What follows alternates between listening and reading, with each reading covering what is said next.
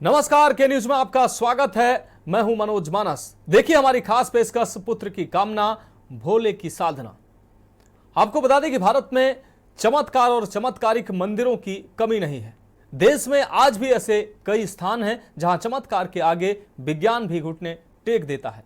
हालांकि के news India किसी भी चमत्कार या ऐसे किसी भी बात का समर्थन नहीं करता है, लेकिन समाज में मान्यताओं के आधार पर चल रही है परंपराओं की माने तो लोग आज भी तमाम दावे करते नजर आते हैं। ऐसा ही उत्तर प्रदेश के बांदा जनपद के पैलानी तहसील क्षेत्र में बांदा हमीरपुर रोड में बांदा से लगभग 25 किलोमीटर की दूरी पर कालेश्वर एक ऐसा शिव मंदिर है जिसे लोग पुत्र दायिनी मंदिर भी कहते हैं।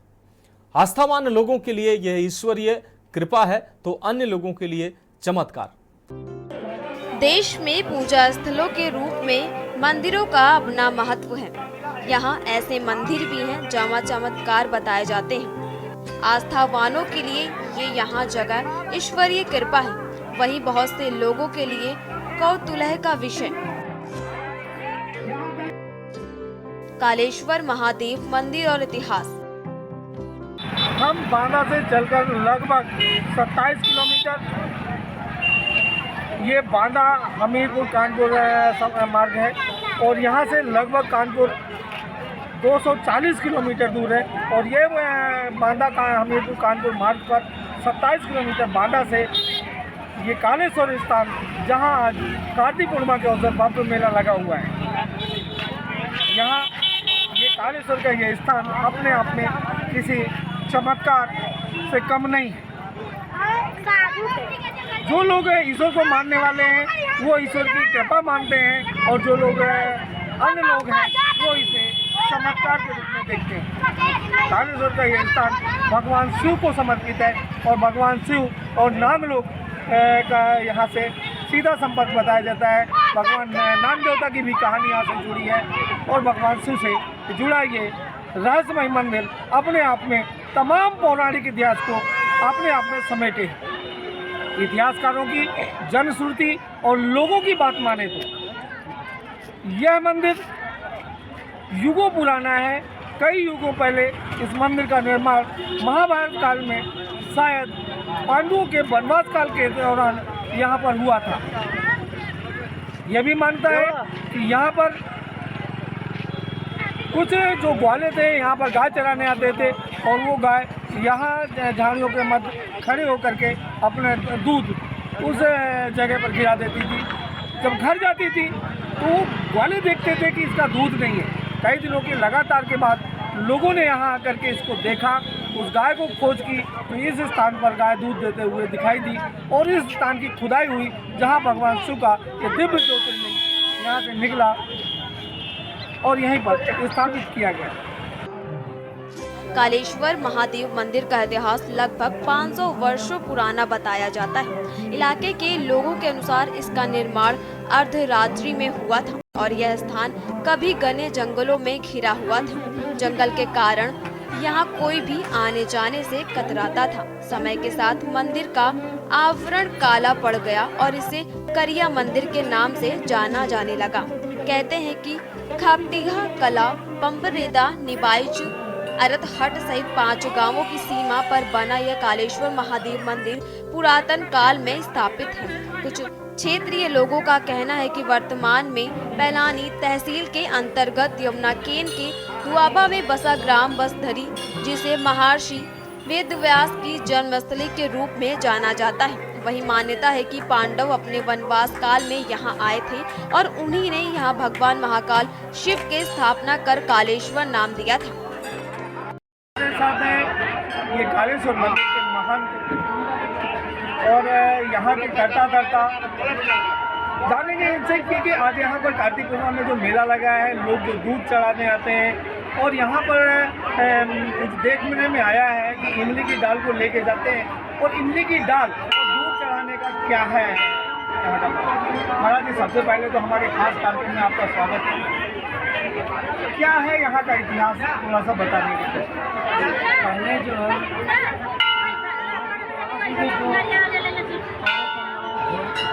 यहाँ अज्ञातवास में आए, यहाँ दूध चढ़ाते थे।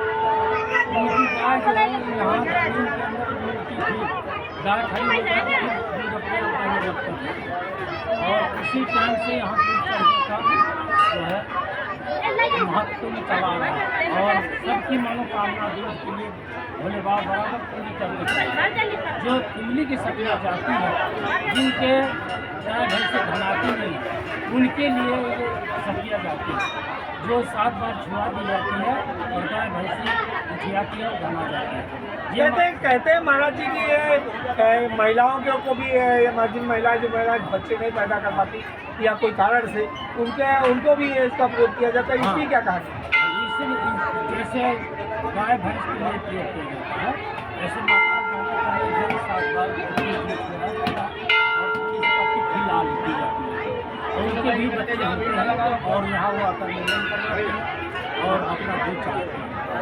जो मैं देख रहा था कि अभी महिलाएं पीछे अपना दूध चढ़ा रही थी, छोटे छोटे नौनिहाल बच्चों को लेके आई हैं, क्या वो सारे बच्चे यहीं की पैदाइश है, यहाँ के आशीर्वाद से? यहीं के आशीर्वाद से उनके बच्चे हुए हैं, वो अपने बच्चों को लेकर के दूध चढ़ाने आए, उनका आशीर्वाद है। कोई हत्था लगाता है, कोई अम्मी की पत्ती खाता है, कोई पत्तियाँ छुआता है। इसी तरह सब बच्चे जितने भी यहाँ आते हैं मुंडन करवाते हैं और दूध चढ़ाते हैं। जो कोई भी आज तक मूर्ति रखा है और चढ़ाने नहीं आया, ये सांप बन करके जाते हैं, चबाते हैं और उसके सिर में आकर के बताते हैं कि मेरा दूध तुमने चढ़ाया नहीं, इसलिए मैं आपको यहाँ बताने आया।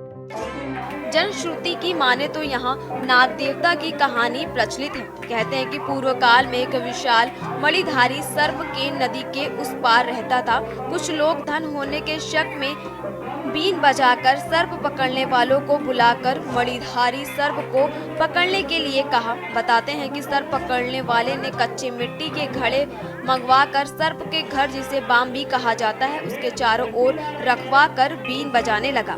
तभी अचानक सर्प की फुसकार से सभी कच्चे मिट्टी के घड़े काले पड़ गए, जिससे डरकर लोग वहां से भाग गए थे। नाग देवता का सौपन्य। स्थानीय लोगों की माने तो परेशान करने से नाराज नाग देवता ने नाव चलाने वाले मल्लाह को सौपन्य दिखाया था कि मुझे नदी पार करवा दो, मैं सिर्फ तुम्हारी नाव में अपना फन रखूंगा। मल्लाह ने कहा कि आपके दर्शन करने से ही जान निकलती है, तो फिर मैं आपको नदी पार कैसे करवा पाऊंगा।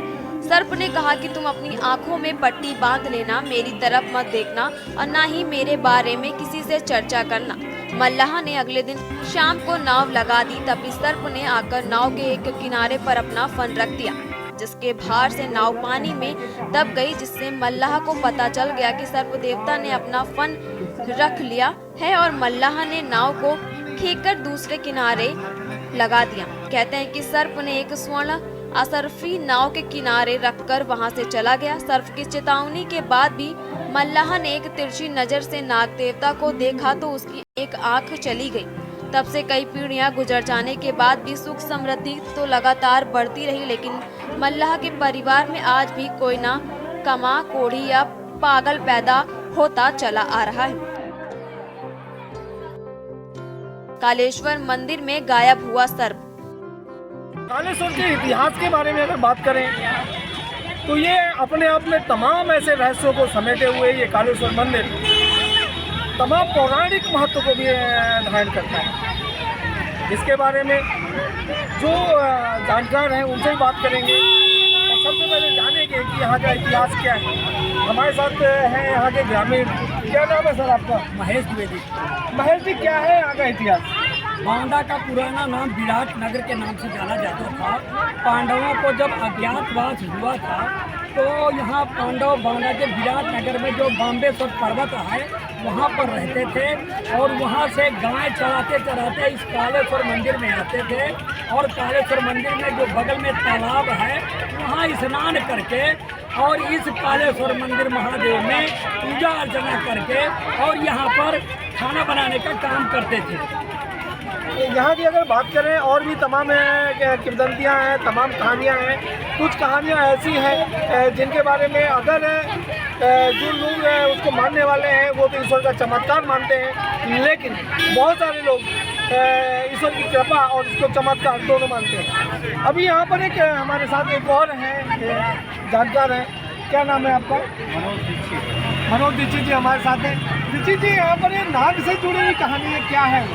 नाग से जुड़ी हुई जो कहानी है, यहाँ कालेसर के पड़ोस में ही बांदा जनपद का सबसे बड़ा गाँव है खतिया कला। वहाँ एक बार एक सपेरा घूमता हुआ आया था, सांप दिखाता था भैया। कि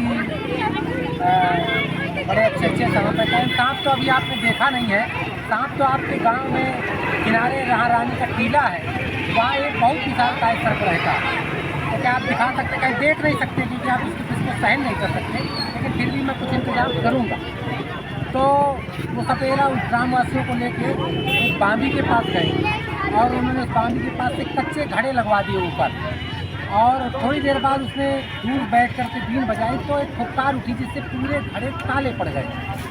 और कहते हैं कि वो सर्प देव रूप में वहाँ विद्यमान थे। और फिर जैसे ही जानकारी हो गई कि गाँववासियों को कुछ पता चल गया है कि यहाँ मैं रहता हूँ, तो उन्होंने गाँव के एक निषाद परिवार के मुखिया को सब दिया कि मुझे यहाँ से बाहर जाना है तो मुझे नदी पार करा दो, लेकिन पीछे मुड़कर मत देखना, अगर पीछे मुड़ करके देखोगे तो तुम्हारे लिए अच्छा नहीं होगा। मेरे पीछे आप देख पा रहे हैं ये कालेश्वर का वो मंदिर है, भगवान शिव यहाँ विराजे हैं। और यहाँ मेरे पीछे आप देख पा रहे हैं कि महिलाएं कैसे यहाँ भगवान शिव के को दूध चढ़ाने के लिए लाइन में लगी हैं। ये वो महिलाएं हैं जिन्होंने मन्नत मांगी थी कि उनको दूध नहीं निकल रहा था, और आज वो महिलाएं स्नान करके बिना अपने बच्चों को दूध पिलाए आज वो यहाँ आई हैं। पूजन करने के बाद, हवन करने के बाद आज यहाँ आप मेरे पीछे महिलाएं देख पा रहे हैं, ये अपने स्थल से भगवान शिव दूध चढ़ा रही है। अभी लाइन लगी हुई है लगातार, यहाँ पुरुष भी अपने अपने जानवरों का दूध लेके आए हैं और यहाँ पर भगवान शंकर पर दूध चढ़ा रहे हैं। लोगों की ऐसी मान्यता है कि यहाँ दूध चढ़ाने से खुद दूध का भंडार अपने आप से उस महिला और जानवर के अंदर निकलने लगता है, ताकि उसकी संतान परफेक्ट तरीके से उसको दूध का पान कर सके। यहाँ पर और एक मान्यता है, कहते हैं ये दुग्धदानी और संतानदानी मेला है। लोगों की माने तो केन नदी पार करके सर्प 5 गांवों के मध्य बने कालेश्वर महादेव मंदिर में गायब हो गया। मंदिर का जीर्णोद्धार। बताते कि पूर्व काल में बने कालेश्वर मंदिर का जीर्णोद्धार निबाइश गांव के एक ठाकुर परिवार ने 20वीं सदी में करवाया था। बांदा हमीरपुर रोड पर स्थित यह प्राचीन मंदिर आज भी क्षेत्रीय लोगों की आस्था का केंद्र माना जाता है। 5 गांवों के अलावा यहां दर्शन करने के लिए दूर दराज से लोग दर्शन करने आते हैं। कालेश्वर मेले की खास पहचान। प्राचीन काल से कालेश्वर मंदिर में कार्तिक पूर्णिमा पर लगने वाला मेला अपने आप में तमाम रहस्यों को समेटे हुए है। कुछ क्षेत्रीय लोग इस मेले को संतानदायिनी मेला भी कहते हैं। ऐसी मान्यता है कि कार्तिक पूर्णिमा के दिन जो लोग यहाँ मंदिर में आकर भगवान कालेश्वर का विधि विधान से पूजन कर मंदिर प्रांगण में लगे इमली के पेड़ से डाल तोड़कर किसी भी राजस्वला महिला या जानवर की पीठ पर 7 बार मारते हैं तो वह महिला या वह जानवर भगवान कालेश्वर की कृपा से एक बर्फ में गर्भ धारण अवश्य करता है। आप मेरे पीछे देख पा रहे हैं कि यहाँ लंबी लाइन दर्शनार्थियों की लगी है और उनके दर्शन करने वाले वो लोग हैं जो भगवान शिव के यहाँ कालेश्वर के दर्शन करने आए हैं। यहाँ पर ये सभी श्रद्धालु अपने अपने हाथ में अपने अपने घरों से अपने अपने जानवरों का शुद्ध दूध लेकर के आए हैं और ये यहाँ पर भगवान शिव को चढ़ाएंगे। अभी इनसे बात करेंगे कैसे क्या है यहाँ के मान्यता और क्या है। दादा क्या नाम है आपका? सुगम कहाँ से आए हैं? फतेहपुर से। दादा फतेहपुर से क्या है यहाँ पर आज आप आए हैं? श्रद्धा भावना पर छाया है। ये दूध चढ़ाने की क्या परंपरा है? क्यों चढ़ाते हैं दूध? कल्याण होता है जानवरों का, जानवरों का कल्याण होता है। अभी और भी हमारे साथ यहाँ पर लोग हैं। भैया क्या नाम है आपका? चंदेल। कहाँ से आए हैं? चंदेल साहब क्या है यहाँ मान्यता दूध चढ़ाने की?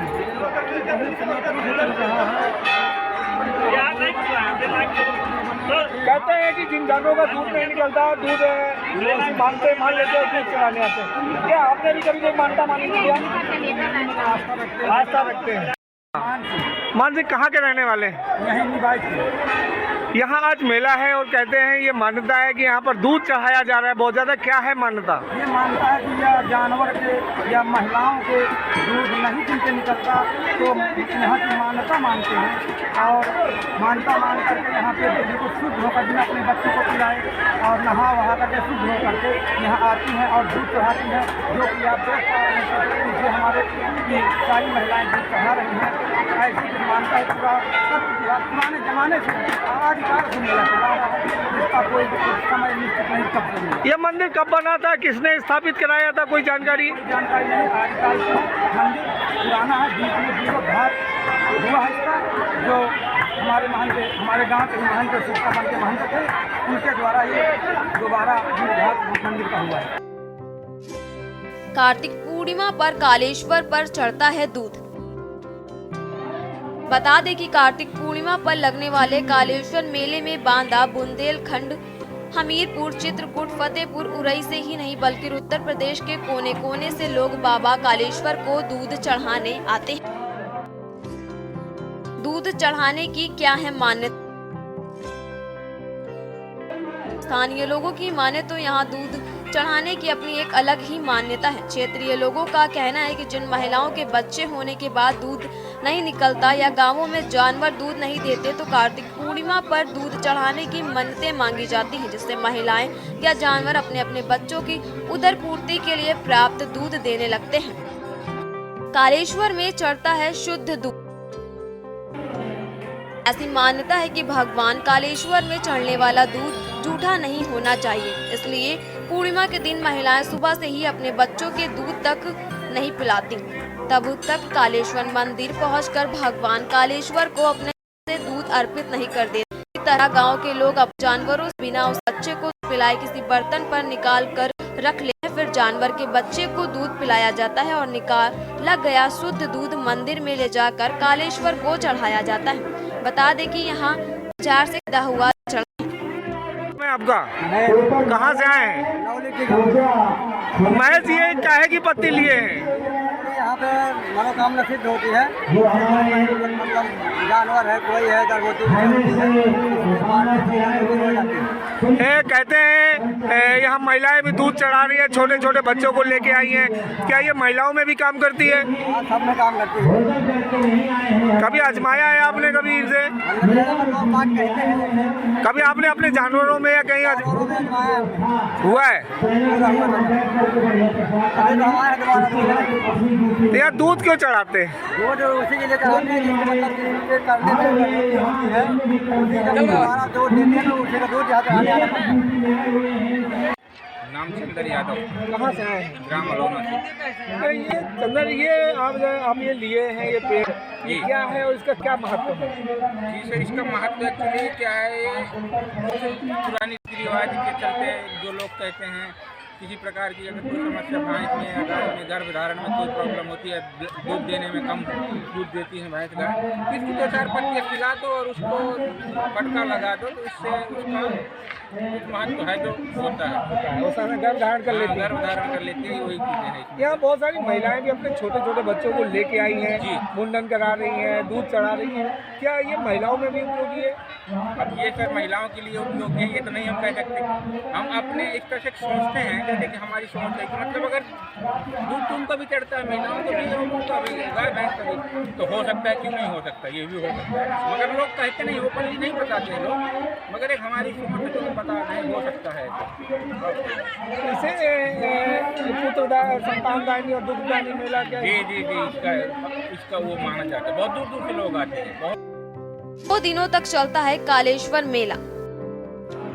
कार्तिक पूर्णिमा पर 2 दिन तक लगने वाले कालेश्वर मेले का बुंदेलखंड में अपना अलग ही महत्व है। पहले दिन जहां लोग दूर दराज से आकर भगवान कालेश्वर के दर्शन पूजन दूध चढ़ाकर आशीर्वाद प्राप्त करते हैं, वहीं दूसरे दिन भव्य दंगल का आयोजन किया जाता है, जहां दूर दूर से कुश्ती कला के शौकीन और पहलवानी करने वाले महिला पुरुष पहलवान यहां आकर दंगल में अपनी ताकत आजमाते हैं।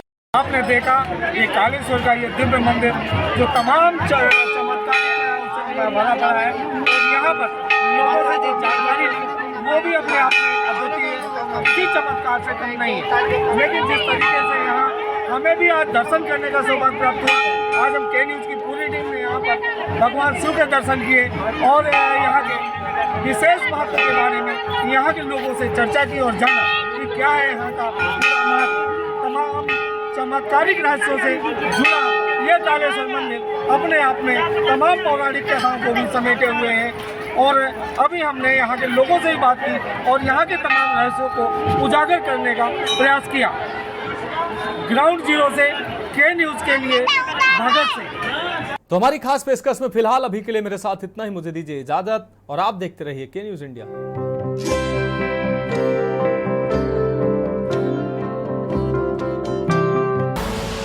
आप देख रहे हैं के न्यूज़, खबरों का सारथी।